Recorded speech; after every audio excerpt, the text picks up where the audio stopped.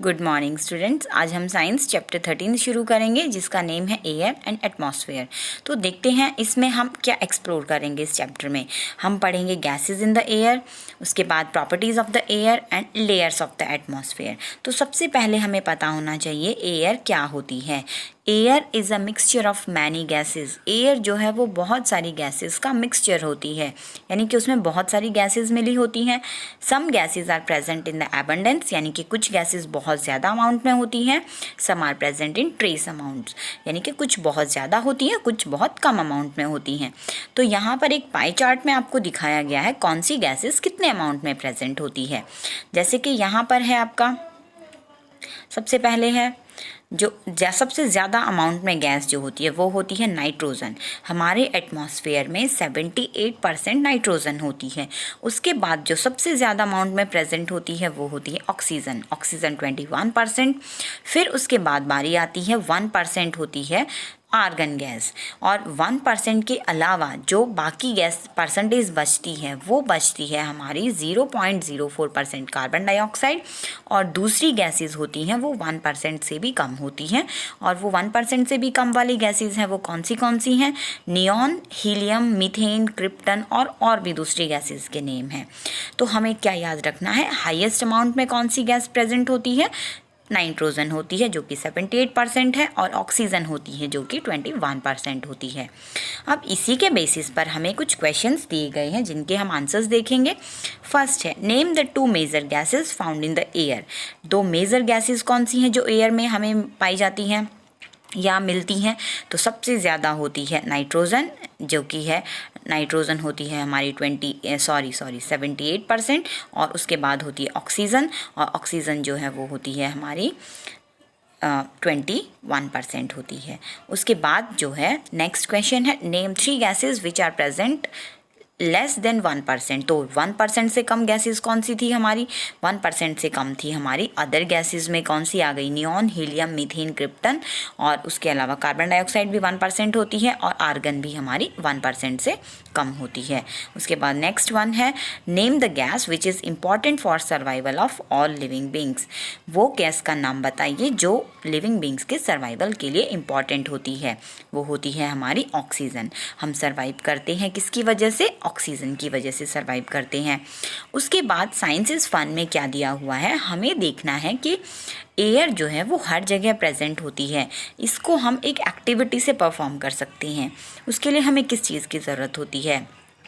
A tub full of water, यानी कि एक टब पानी, आप बकेट भी ले सकते हैं, पीस ऑफ पेपर चाहिए, और ग्लास चाहिए, कांच चाहिए, या आप कोई भी ग्लास ले सकते हैं, कांच का glass, steel glass, choice is yours. हमें क्या करना है? एक पेपर को क्रश करना है, उसको फोल्ड करना है, और उस ग्लास के बॉटम में उसको डाल देना है।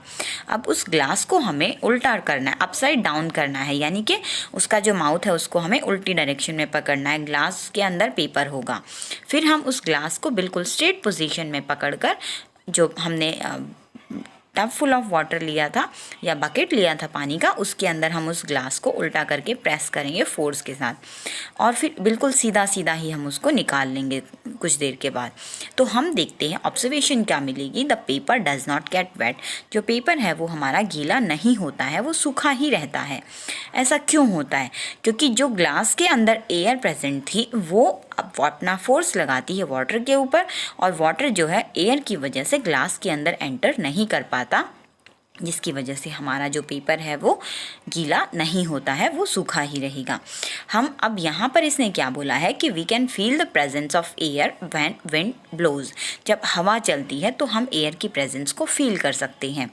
या आप बोल सकते हैं कि जो एयर होती है वो आपकी जो होती है हमेशा हर जगह प्रेजेंट होती है।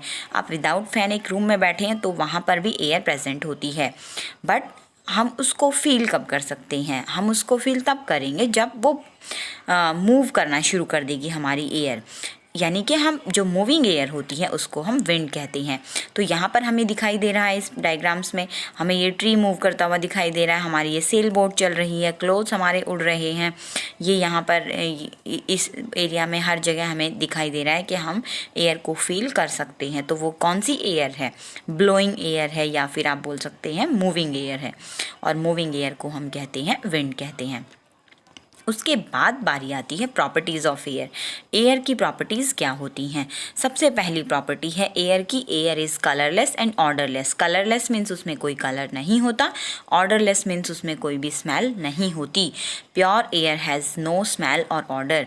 जो हमारी शुद्ध हवा होती है उसमें कोई भी स्मेल और उसमें कोई भी जो ऑर्डर है वो नहीं होती है।